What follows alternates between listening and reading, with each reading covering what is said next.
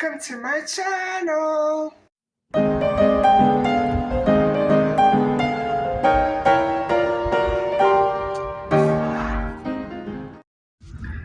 Hi everybody, how are you doing?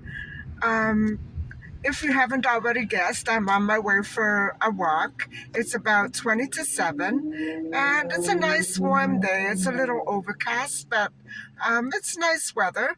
And so I thought I would get out there and have a little exercise before it gets too dark. And so I guess I will see you on my way, along the way of my walk. I don't have anything else to do, so it's going to be a kind of a low-key afternoon.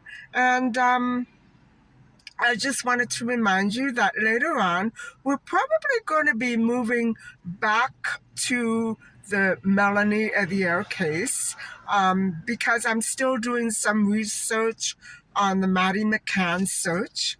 So I think I'm going to leave a little gap for now and continue with my research. And so I'll talk to you later on. By the way, guys, I just thought I would let you know that I think my cabbage rolls of yesterday, um, they completely surpass the ones that I made last week. They are so much more delicious, and I think that the secret is in the sauces. All those sauces that mix together and the fillings was just absolutely perfect. I think I did a good job, and I'm definitely going to make them again like this. And I just have to remember not to use the flat cabbage, which was difficult to work, and to make sure that I get firm instead of soft tofu because I couldn't find it. But they were absolutely delicious.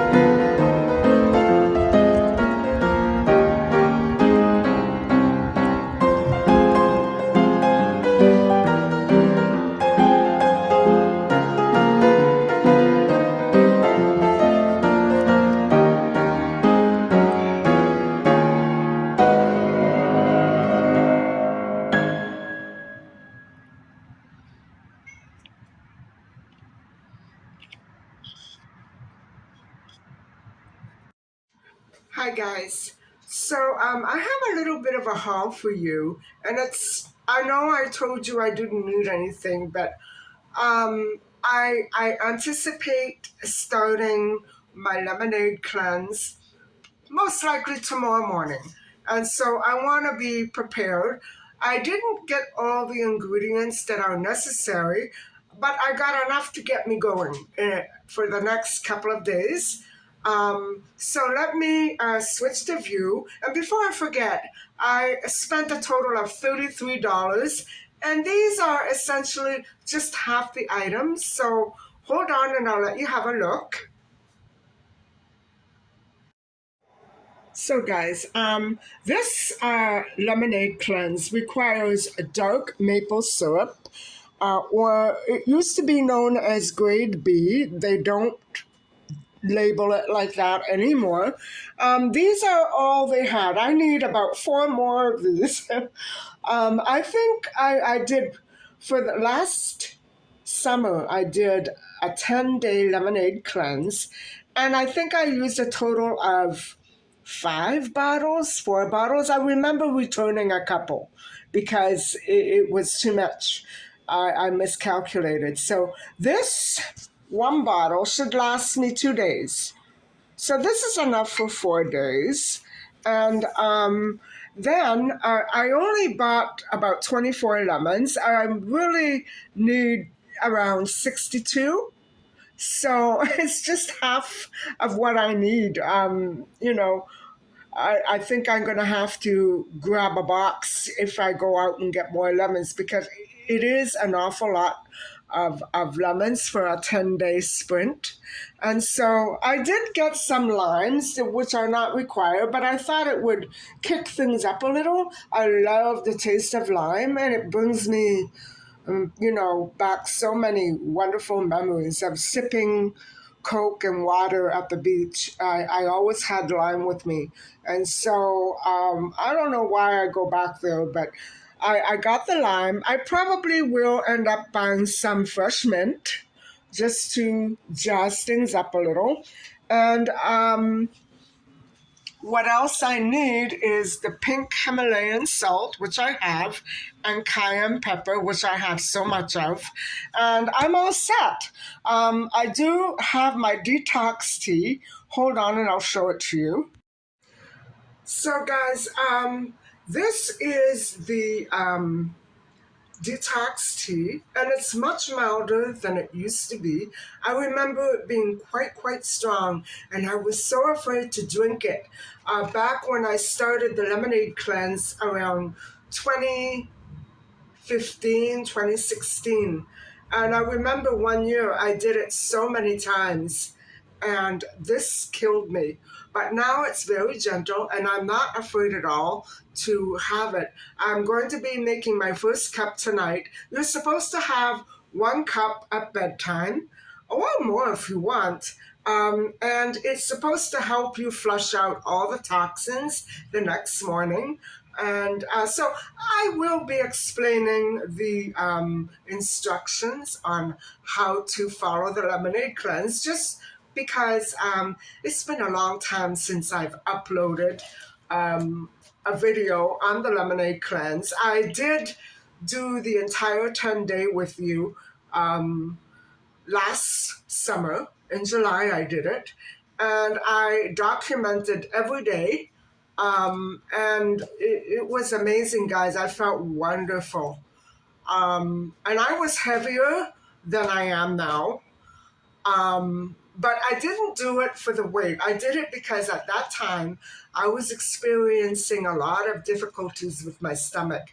This year I'm okay. I don't have any aches or pains, but I do need a cleanse. My stomach feels like it needs that clean out. You know what I mean?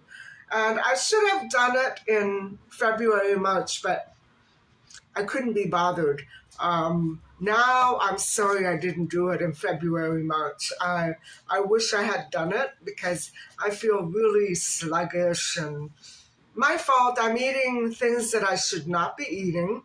And that's including a goodie I had on the way home tonight. But I am anticipating starting this very bright and early tomorrow morning. And I have to start with my saltwater flush, which I will film. So I'm going to go and put my lemons away. And then we will get started on a little discussion. I believe it's part 9 of the Melanie case. So hang on, it wasn't part 10. I have to check. Anyway, I will be back with you in a little bit. And so get set and, get your popcorn, get your wine, whatever. And we'll have a little chat about Melanie and the theory of the serial, I don't know what you would call it, serial abductor, serial kidnapper, serial murderer, which were quite a few in 1996. So stay tuned and we will go over those details. So I'll be right back with you. Hi, everybody. So we're ready for part 10 of the Melanie of the Year disappearance. And what I wanted to actually talk about was the possibility of an assault by a known serial killer. But that we're going to leave that for now. And we're going to go, we're going to back up and have a look at the theory about an assault or a crime, a criminal act against Melanie by her own friends. It's just a theory, and I'm not propounding it um, as though I think this is it, guys. I don't know. I did have to wonder that maybe Melanie had an argument with her boyfriend Neil. And since Neil um, was at Ryan's house with Melanie, I was figuring that maybe Ryan and Neil were sticking close together. Nobody walked her home. Anyway, so let's backtrack and go and have a look at the theory of the assault, the possibility of an assault by her friends. So let's start off first and foremost by um, going the way that the police went back in 1996 after Melanie's friends were interviewed, all of them. Um, we I want to put out right away immediately that none of them were ever under any suspicious. They were never suspected at all by police or otherwise, and I would probably tend to go that way. I'm not sure because I don't have all the details and I don't know what her friends were like. So, you know what I'm saying. Um, but it is fairly obvious that the police cleared them. Nobody was suspect. So, and even if they were, I don't even know if anything would have come of it. You know what I'm saying? So, so nobody that Melanie knew, or nobody that was present at Ryan's house that evening, was ever suspected. And they did cooperate with police. They did answer questions and so on and so forth. And so early in the investigation, much of the public suspicion did fall on the male friends, I have to say. And so they were present on the evening of the 28th and 29th of September 1996. And police did first um, look at the statements taken from the boys on Monday, the 30th of September, and at their high school with the vice principal and as the only adult present. So, okay, so that's good. They weren't called into the station. They were interviewed there at school, which was comfortable. I'm glad that they chose to do it that way because it was a big shock.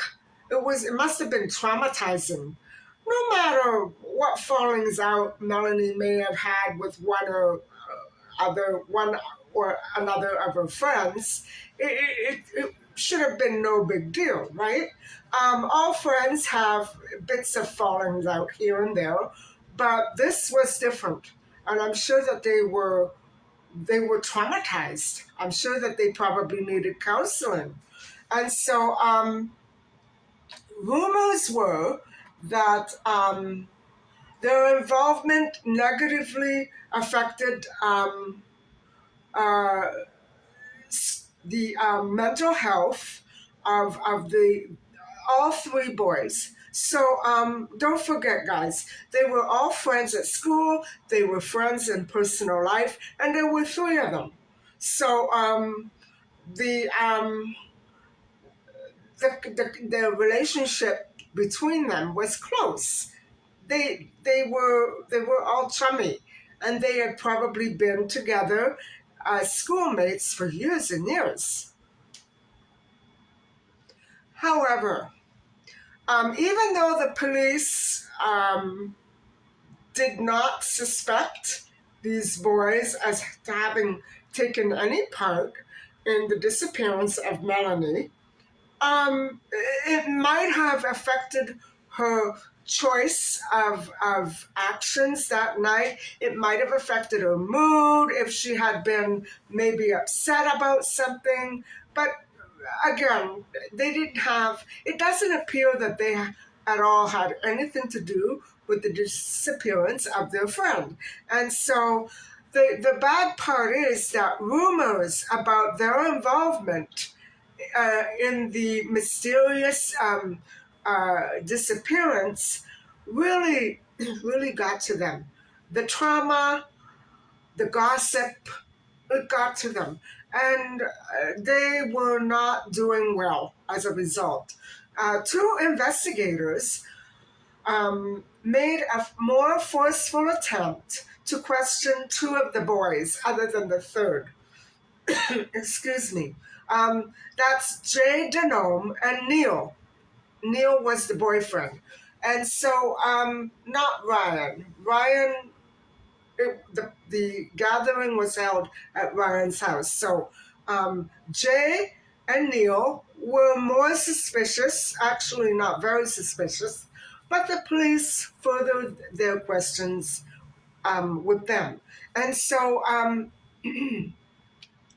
during the interaction with police, Jay phoned his dad, who instructed him not to say anything until he arrived.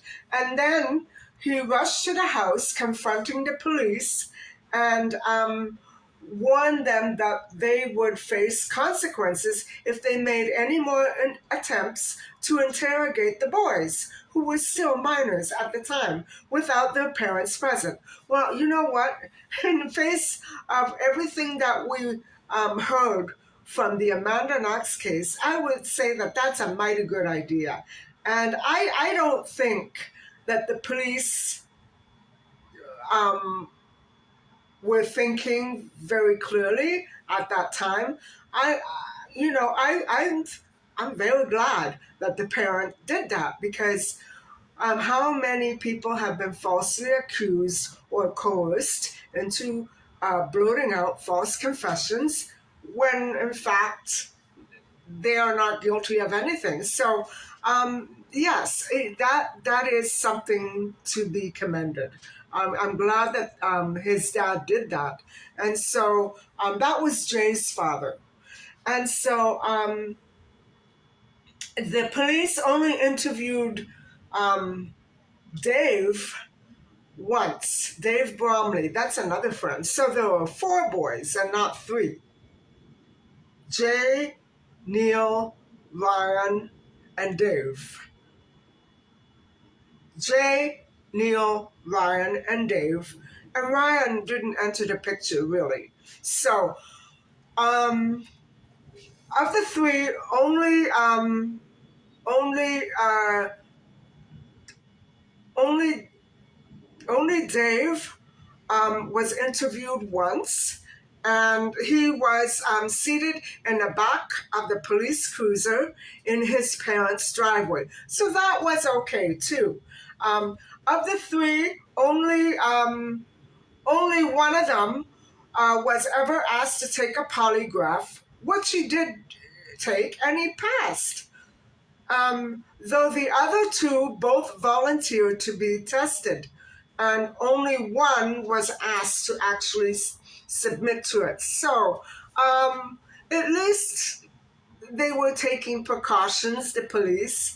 I think, when you're young and you take a polygraph, you could very easily fail it, because you'd probably be scared to death, right? And every little question that cat comes at you, you probably would have a racing heart and it would come out to be a lie on a polygraph.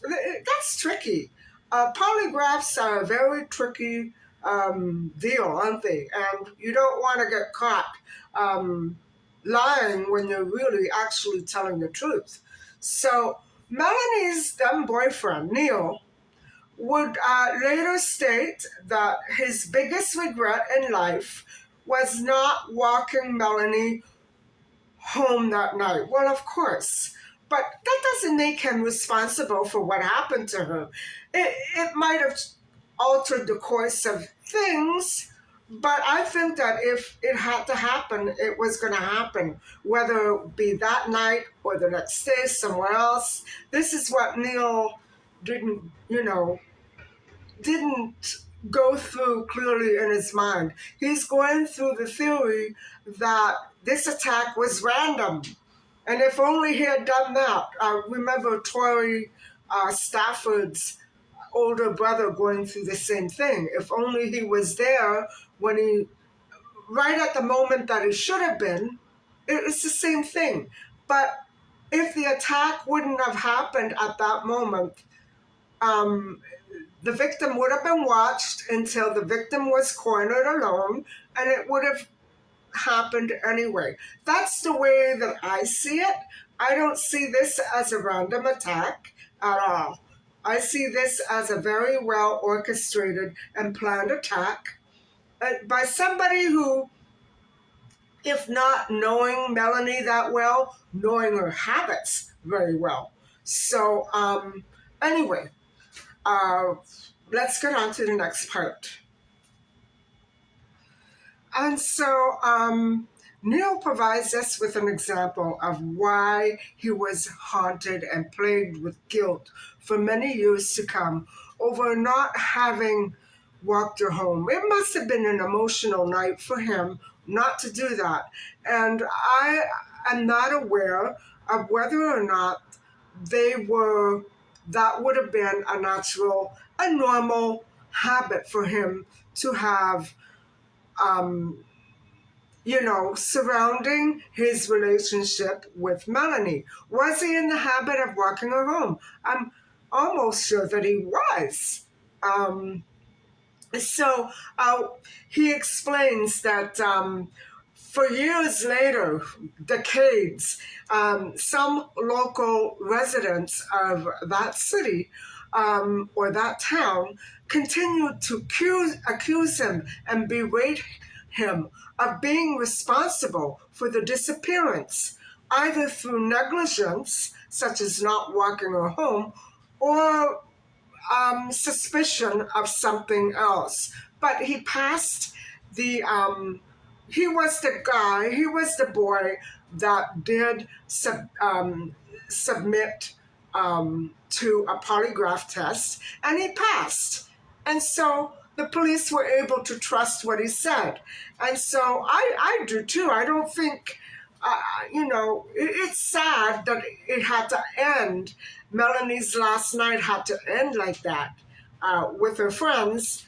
But it doesn't mean that they were responsible. I don't think that they should be held responsible. After all, Melanie might have walked home with her friend who was hitching a ride with her own grandparents. So why she didn't go with the other girl, I don't understand. Why she hung back and then left all of a sudden by herself. That part we don't have. The police have that information. We don't. And so I'm not going to speculate. I'm not going to suggest that any of these friends were lying. That would be cruel, especially without evidence. None of them ever fell under police suspicion again. And I'm glad that Jay's dad stuck up for the kids. I really am. And shame on the police for trying to trap them. It was different when they were questioned at school. But then they tried to get the boys away from a controlled environment. You see what I mean? And so that was not good. Anyway, moving on. We so you know, Ryan, whose family lived on the in the Pine Avenue home where Melanie spent her last night, also said that he felt so guilty for not having the foresight to walk her home. Well, 1 a.m., you know, that's pretty late. Even Melanie, um, her mom said that Melanie was in the habit of sleeping over at her friends, but there didn't seem to be that much communication between her and her mom that night. Did she not call her mother before she left the house and said, "Mama, I'm on my way home now, just to let you know"? There's something there that could have been a little bit better, but I think it still would have happened, guys. I think the murderer was waiting, just like they waited for Tracy, just like they waited for Tori, Holly, Allison. You know what I'm saying? Um, so, um, although uh, although Jay still thinks about Melanie several times a week, um, he doesn't believe that any of the others present were at all involved in what happened to Melanie. And I tend to agree with that. After all, he would know them, right? And so Dave Bromley stated that he remains critical of their decision not to walk her home. Okay, but still, you can criticize it. I criticized it because I would never have had the courage. I think I would have fainted if I had been made to walk anywhere at 1 a.m. in the morning. I think I would have passed out. I would have been so terrified. That's the way I was, guys. I was a sissy, a suck. And so, but I'm not critical of them in the way that I blame them for what happened to Melanie. I'm just shocked and surprised that guys do that nowadays. Mind you, this was 1996, but still, I'm shocked that guys are so nonchalant about this stuff. If you want to have a girlfriend or if you want to have friends who are female, regardless of your relationship or your attitude, you need to make sure that you protect them. And girls, guys, likewise, right? That's the only way we're ever going to survive. So, Melanie's mother, Celine, repeatedly stated that she does not blame the Ryan's family for Melanie or her friends or Melanie's friends for Melanie's disappearance, and does not suspect that any of them were involved. And so I would tend to agree with that. Celine has a very good insight and perspective on the case. And so I would tend to go with what she thinks. Um, so, however, if the other Melanie, Louise, was actually a target, I would say that this would be the time for Celine to speak up and tell us what was going on in her family history, to have had, Lewis gunned down and Melanie Louise targeted. You know what I'm saying? So, something is being held back there. I don't know whether it's by Celine or the police. Um, Unless they're just not sure of anything that's been going on. So she doesn't blame any of the friends. So Melanie's best friend at that time stated in an interview that in 2021 that she believes the accusations made against the boys who were present that night at the house are all unfounded. And so, okay, That's good to know. And that it is unfair to criticize them for not walking her home. Of course, because one doesn't really have anything to do with the other. And like I said, if she was a target, they would have just waited another few days and got her somewhere else. I think that is the case here. She was a target. I don't know who targeted her, but she was a target. And if it wouldn't have been September the 28th, it would have been October the 28th. You know what I'm saying? So, and she also remarked that it was unfair for anybody in the community to criticize them for the disappearance. And, everybody had been thinking that it was a safe community to live in. And so this kind of changed all the dynamics of that town. And everybody's feelings became very, they wanted to blame somebody. They were in denial. They couldn't accept the fact that a criminal did this. A criminal came looking for Melanie and took her. They couldn't accept it. They wanted to blame it on the boys. You see what I mean? They were those citizens who accused the boys and the friends that Melanie had were in total denial. Um, any city, regardless of how safe or its history of safety, any city, any community can be targeted. Anybody in the community can be targeted for whatever reason. People travel by cars, planes, buses, trains. They'll get places. So really, safety doesn't have too much to do with it, does it? Um, for that night, Melanie City was not safe for her because of what happened to her. So, with the exception of Neil, no other person who was present still lives in that area. They all moved away.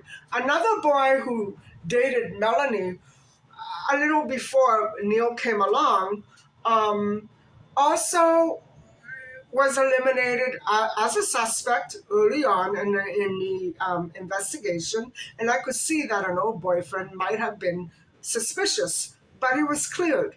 He had an alibi, and it was all cool with the police. At least they did that properly. At least it seems to me that they did that part of the investigation properly. About Dennis, I don't know what they did. They certainly didn't do much.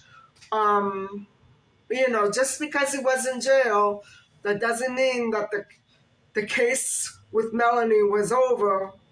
It shouldn't have been like that, guys.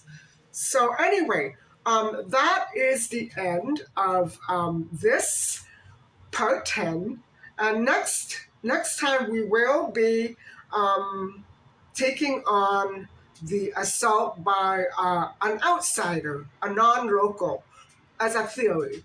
So hang on, and I will be throwing that at you tomorrow night. And so thank you very much for watching and listening. And if you want to see how I progress with my lemonade cleanse, be sure to stay tuned. I hope I can manage to get through the first 4 or 5 days. After that, it'll be easy. The first few days, it can either knock me over or energize me. Usually, I do very well. I usually do anywhere between 7 and 10 days. And when I'm desperate, I just do 3 days. But no, I really need to be cleaned out. So join me tomorrow. Hopefully, I'll get a little bit of time in between answering all of your wonderful comments to show you how I make my juice. And then I will be dropping a recipe for it in the next video, tomorrow's video, not tonight's. And so anyway, guys, thank you so much for listening and watching. And please don't forget to like and subscribe. Bye. Bye for now.